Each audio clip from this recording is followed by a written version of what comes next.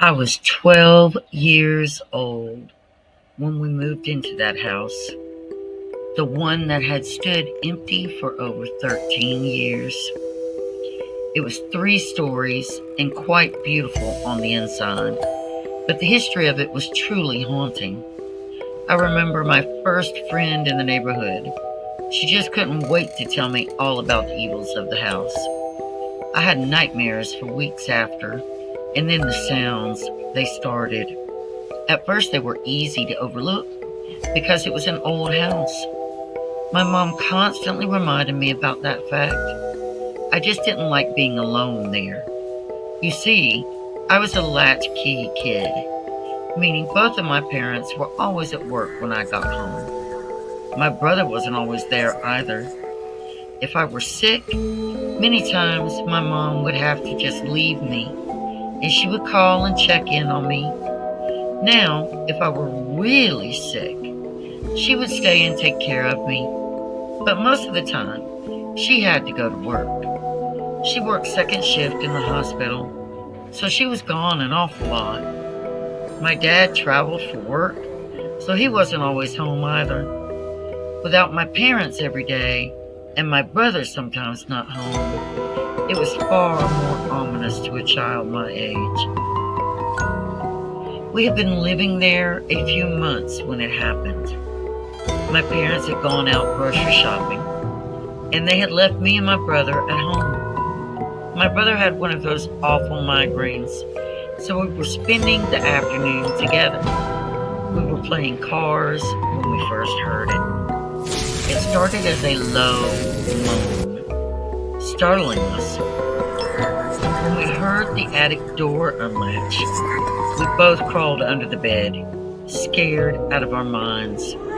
The heavy thud of footfalls had us cower further back until we touched the back wall. Covering our mouths, we looked at each other, hands held tight. We were fearing whatever it was would hear us, maybe hear us even breathing.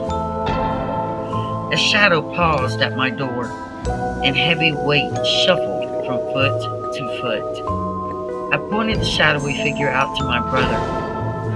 We had a cassette player sitting right by the bed. He crawled forward just a little, just close enough to reach it and pull it towards us. He hit record fast and then crawled back towards me.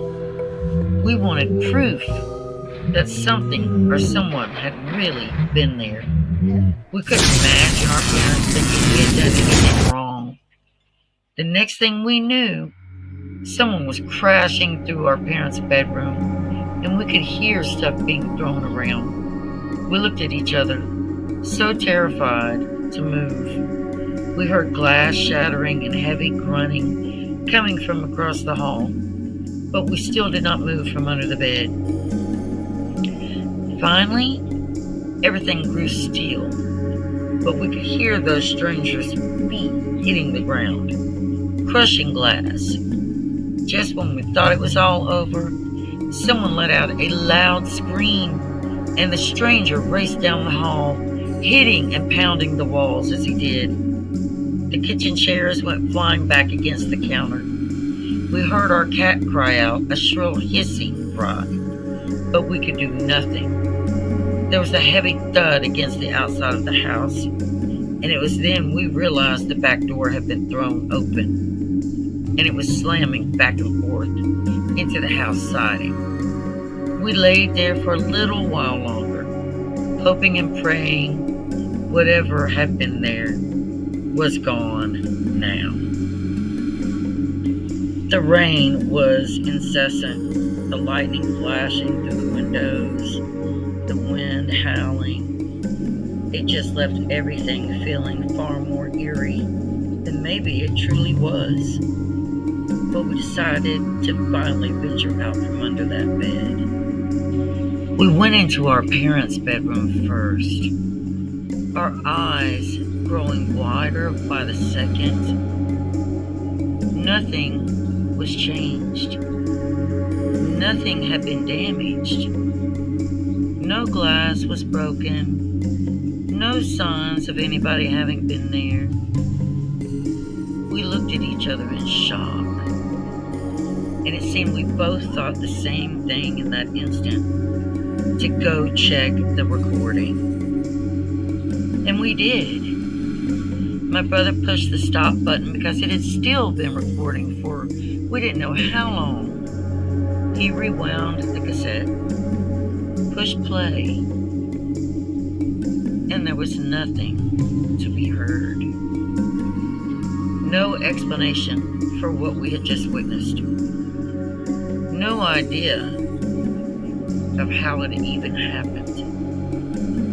What we did know is at least we were safe. We had survived, and we prayed it would never come back to haunt us again.